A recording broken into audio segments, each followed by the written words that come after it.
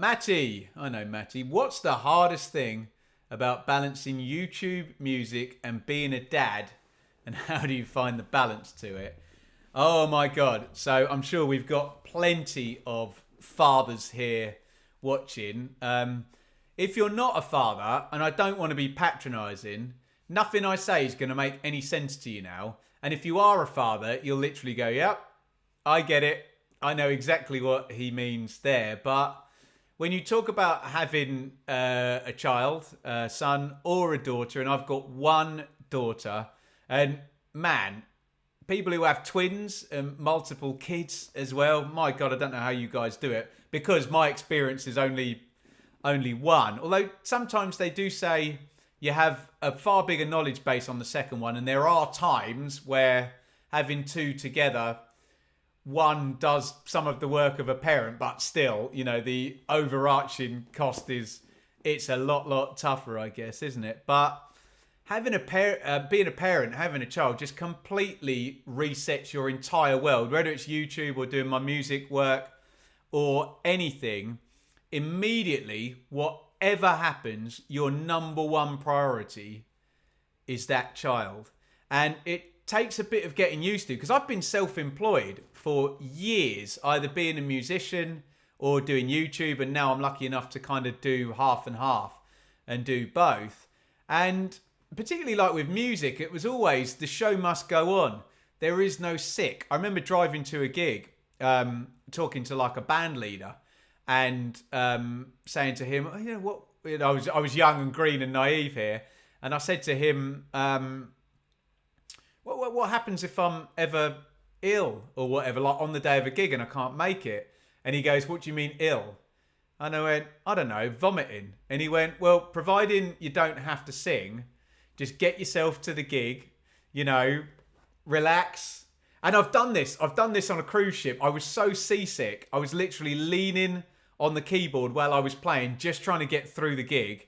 And in between, I was only on there for like 4 or 5 days. In between, I was literally just laying in the dark in the quarters that they'd given us on the cruise ship. It was bloody awful, but you still got on stage and you performed. Whereas when you have a child, it's like, well, no, whatever is happening stops. Whatever work it is, and whoever's doing it, you don't care. You just say, kid comes first. And don't get me wrong, there's been times where it's been an absolute nightmare because you'll like have a whole day planned and calls planned, and I'm going to film this, and I might have Sam Parkin booked in, and he can only do this particular day. That way you've got it all planned out. You drop your daughter off to the childminder, and 30 minutes later you get that call, and that call says Enid's got a temperature, you're going to have to pick her up.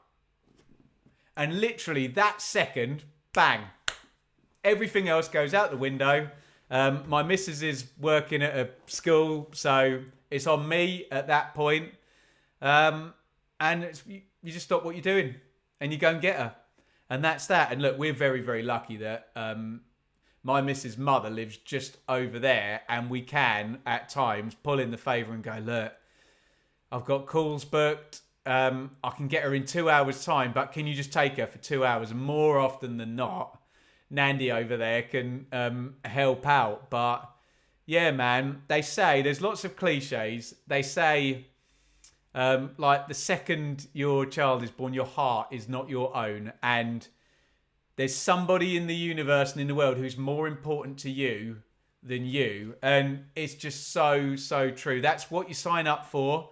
And that's my belief on parenting. And I know there are people who struggle to be a parent, and they struggle to do it, and they can't put the child first. And, maybe they're a bit of a neglectful parent. And no judgment as ever here. It's difficult. It's the most difficult thing in the world, but it is simultaneously the greatest joy in the world with being the most difficult thing in the world. And I have tried so hard to rejig my schedule. I've literally cashed my season ticket in now. We're an hour and a half away here, 3 hours round trip. I can't justify, in the formative years of my daughter's life, not trying to be here as often as I can, because the number one bit of advice I've got from other parents is enjoy it. It goes by too quickly. And by God, she's starting school in September. And I'm sure those of you who've been watching for a while will go, crikey, already? Has that come round already? And we're doing all the sign-ups for, timings, and they're coming to do like a home visit to talk to us, and we have to go down there, and then we're planning to buy school uniform and everything during the summer. So it's a glorious, glorious thing, but man, it happens so quickly. And yeah, in terms of balancing, there just is none. You try and cling on for dear life to all the other stuff you're doing, but you put that little child first, over and above everything.